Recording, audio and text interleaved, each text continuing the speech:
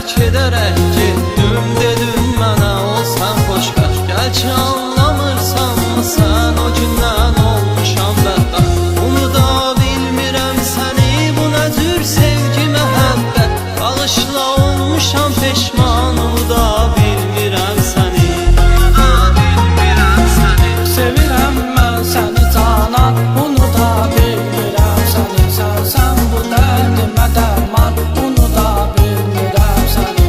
Unuda bilmirəm səni.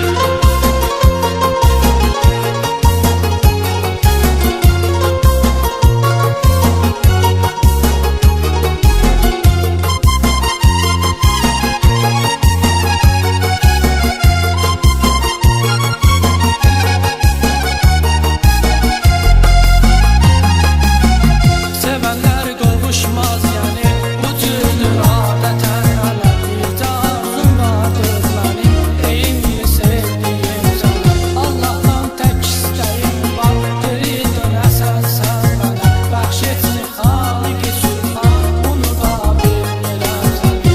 Unuda bilmirəm səni. Sevirəm mən səni canan, unuda bilmirəm səni. Sənsən bu dərdimə dərman, unuda bilmirəm səni.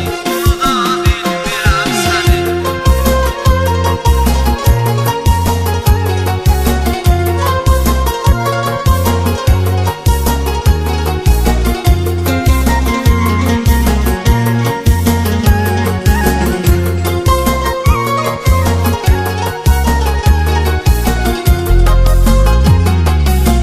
Sevən insan bağışlayar olsa da Allah bir xəyanət. Bəsdir sənsiz qaldım artıq, qəlbimi üzdü bu həsrət. Düşdüm bu nəfsimə yenik, Allah etsin qoy hidayət. Sevinməsin daha şeytan, unuda